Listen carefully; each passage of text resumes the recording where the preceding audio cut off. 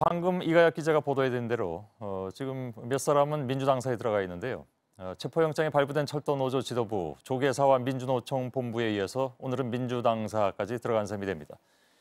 지금 민주당사에 있는 최은철 철도노조 사무처장을 전화로 연결해서 잠시 노조 입장을 좀 들어보도록 하겠습니다. 저희가 사측에도 인터뷰를 요청했습니다만 응하지 않았습니다. 나중에 응한다면 또 기회가 된다면 역시 연결해서 얘기 듣도록 하겠습니다. 오늘은 최은철 철도노조 사무처장 연결하겠습니다. 자, 나와 계시죠? 네, 안녕하십니까. 최은철입니다. 예, 저희가 지금 전해드린 것처럼 오늘 밤중으로라도 추서발 KTX에 대한 면허를 발급할 것이다 이런 얘기가 나오고 있습니다. 어떻게 대응하실 생각입니까? 혹시 그 얘기 듣긴 들으셨습니까? 예, 이야기를 들었고요. 예. 기억해 보시면은 지난 철도공사가 12월 14일경 12월 20일에 면허 발부 예정이라고 언론에 밝힌 적이 있습니다. 예. 19일 2차 상경 집회를 앞두고 있는 시점이었고요. 당시 저희의 입장은 면허가 발부되어도 철도 민영화 문제가 끝난 것이 아니기 때문에 예. 파업 투쟁을 의연하게 이어갈 것이라고 결심한 바가 있습니다. 예. 오늘 면허가 발급된다고 해도 그때는 파업 대우가 해를 넘겨서 더 완강하고 긴 투쟁으로 이어질 거라고 말씀드릴 수 있겠습니다. 예. 내년 1월 9일에도 2차 민노총 총파업을 예고한 것은 혹시 그 수서발 KTX에 대한 면허 발급을 염두에 두고 한 것입니까?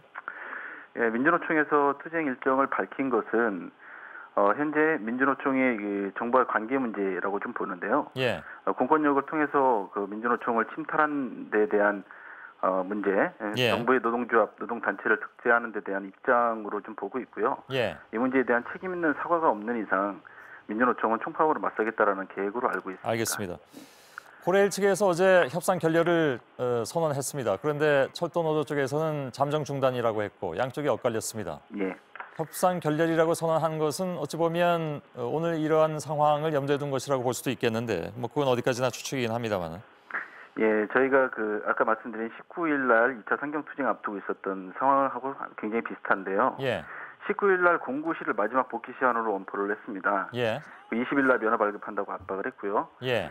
아마도 지금 이 상황은 그 면허 발부를 염두한 그런 압박이 아닌가 이렇게 생각을 그러나 하고 또 있습니다. 반대로 사측에서는 그렇게 얘기했습니다. 그러니까 노조 쪽에서 계속해서 협상 중단, 잠정 중단이라고 주장하는 것이 바로 내일 있을 대규모 집회 이것을 동력을 계속 확보하기 위해서 그렇게 하는 것이 아니냐, 사실은 결렬된 것이 맞지 않느냐라는 얘기도 있었는데요.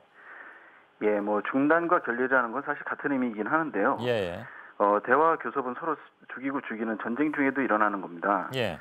함부로 결렬이라고 표현해서는 안 된다고 생각합니다. 이건 의지의 문제라고 보고요. 예. 국회에 이어 종교계까지 간곡히 영원하고 있는 대화 교섭을 지속적으로 노력해야 되는 것은 예. 이 문제에 대한 그 책임 있는 주체들의 책임 있는 자세라고 생각을 알겠습니다. 상응하는 조치를 취하겠다라고 했습니다. 오늘 자정까지 복귀하지 않으면. 예.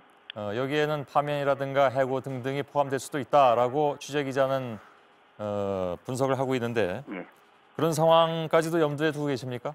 저희 20일을 넘겼고요. 예. 이미 사측에 이제 여러 번에 걸친 마지막 하는 이런 협박성 발언에 흔들릴 파업 대우가 아닙니다. 만일 예. 조합원들이 복귀율이 높아지면 그때는 파업 동력도 떨어지지 않을까요? 복귀율이 높아지면 그런 일이 생길 수 있겠지만요. 예. 현재로서는 저희는 그런 생각을 하고 있지 않습니다. 복귀를 못하도록 노조가 막는다라는 주장도 사측에서는 하고 있는데. 그거는 공사의 아주 잘못된 호도된 주장이고요. 예. 전혀 사실이 아닙니다. 일단 알겠습니다. 오늘 입장 들었습니다. 고맙습니다.